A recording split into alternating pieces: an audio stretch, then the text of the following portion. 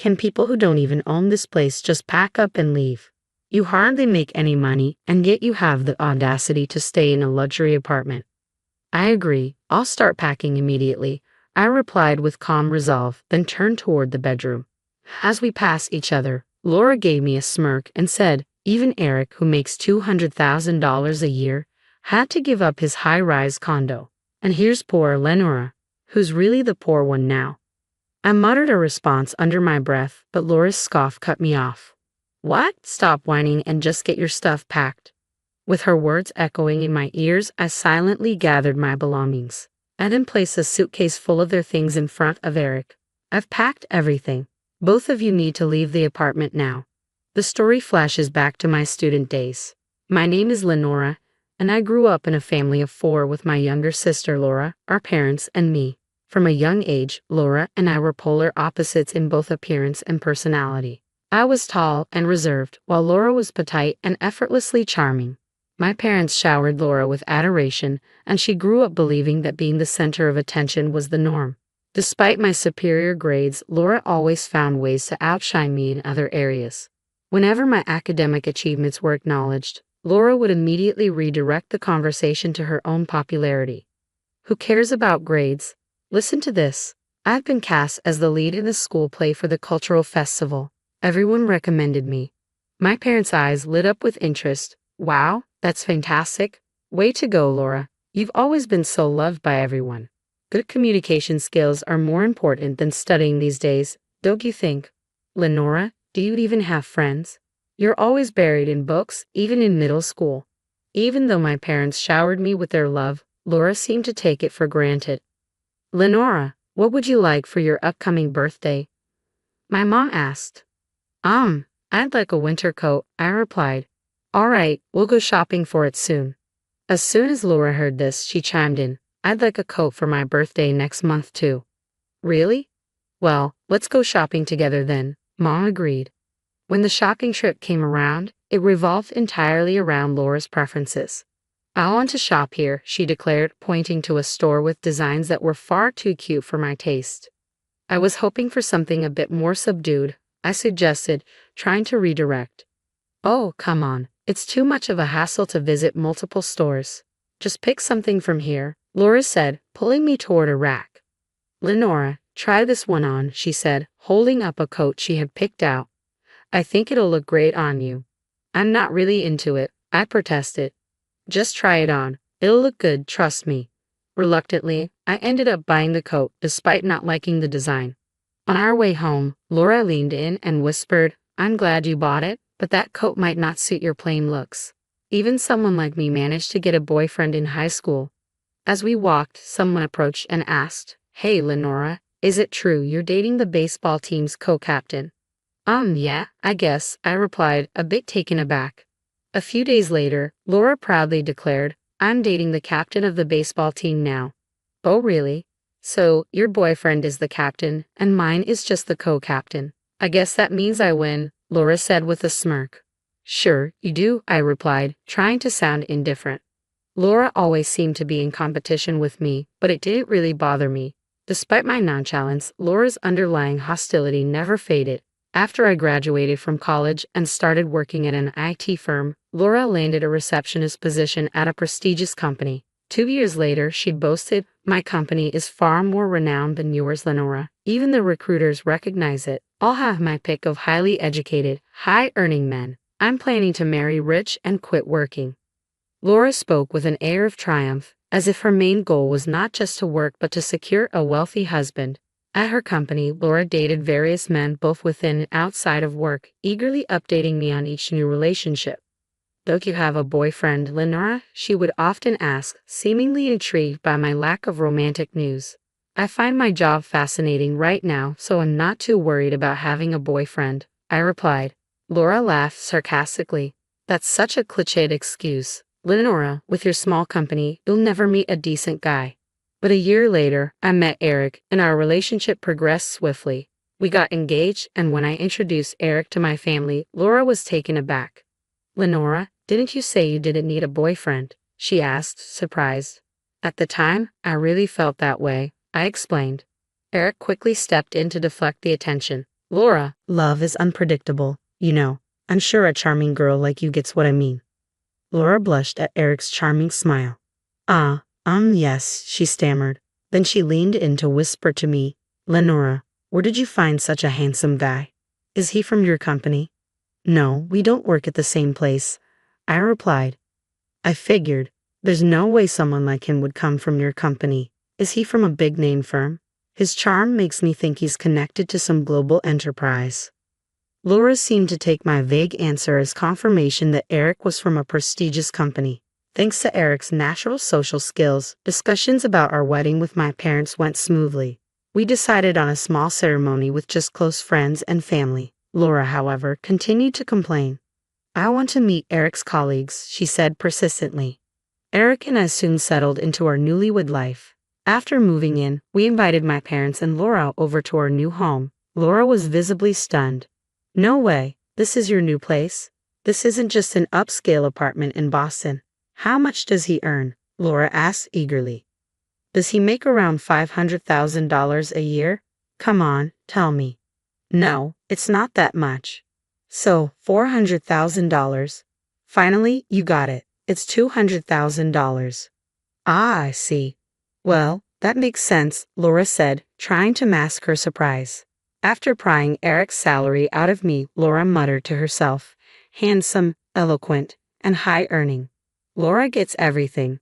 Then she declared a competition of sorts.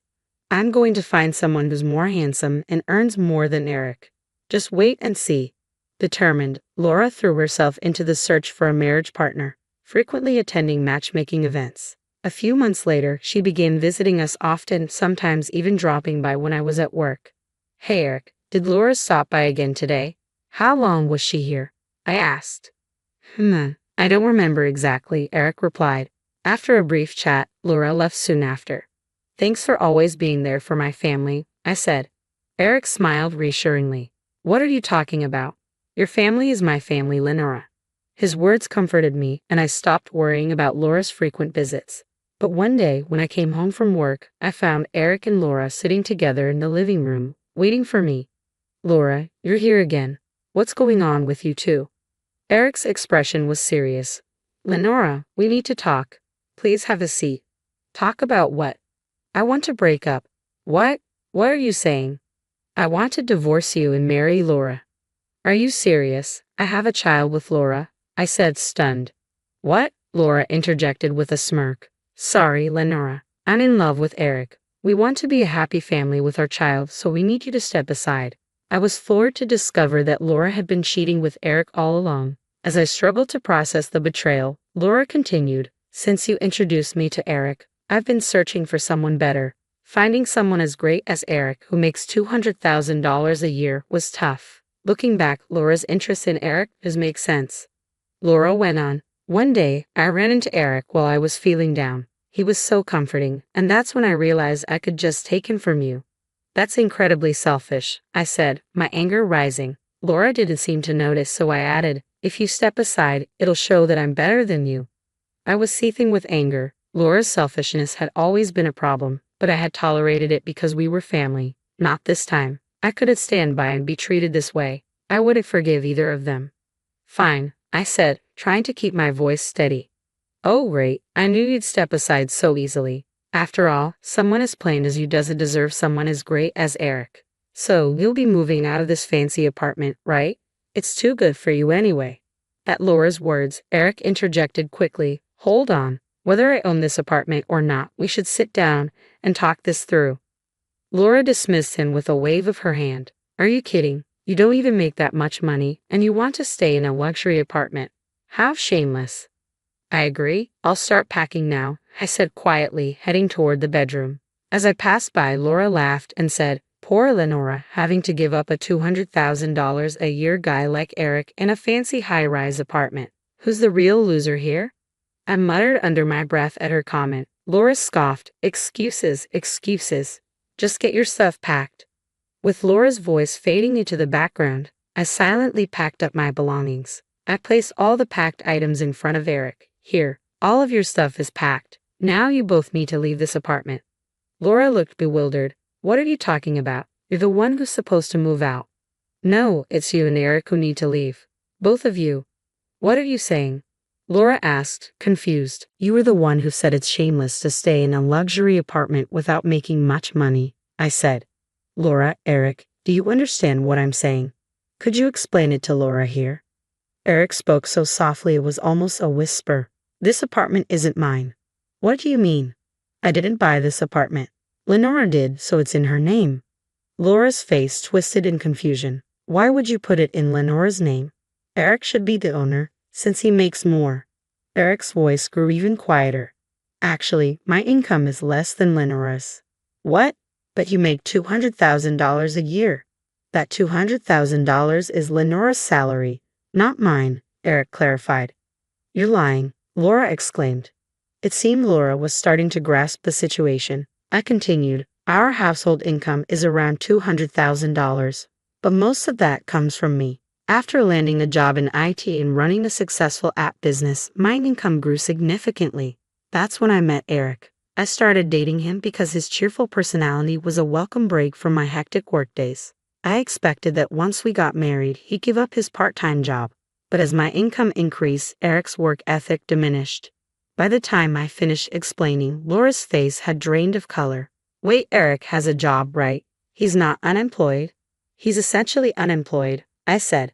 I stayed with him because he provided emotional support when I was busy, but he's just a man of empty promises who's been depleting our savings. You've done me a favor by taking him off my hands. But Eric always paid for upscale restaurants on our dates and even bought me designer clothes. That means he must have savings, right? I couldn't help but smirk at Laura's comment. That's just Eric for you, always putting on a show. He's been reckless with his credit card to impress people. I was the one left to clean up his financial mess. From now on, our accounts will be separate. You two will need to figure out how to handle the bills. Wait, so he's been spending wildly on credit cards without any savings? Who does that? I don't understand the mindset of someone foolish enough to cheat with his wife's sister. And honestly, the mindset of a woman who cheats with her sister's husband is beyond me as well. So you're saying my dreams of marrying a man who earns $200,000 and living a luxurious life in a high-rise condo are completely ruined? Without a shred of mercy, I kicked both the pathetic Eric and the crumbling Laura out of my apartment. I swiftly finalized my divorce with Eric and filed for alimony. Given their confession of infidelity, they had no grounds to contest the financial demands.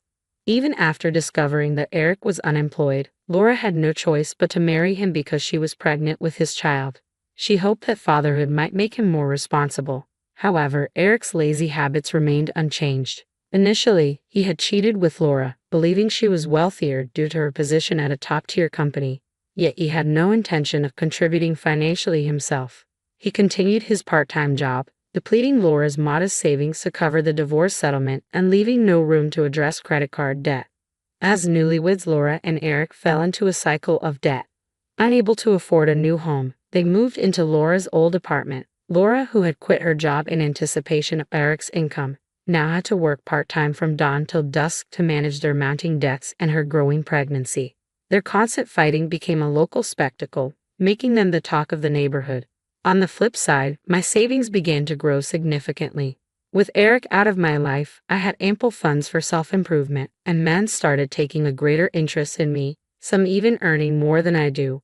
While Laura might have jumped at the chance to partner with someone based solely on their income, I've learned from my experience. I won't rush into another marriage like I did with Eric. I'm committed to finding someone who truly aligns with me rather than settling for financial reasons. For now, I'm focused on my work and dedicated to maintaining my independence.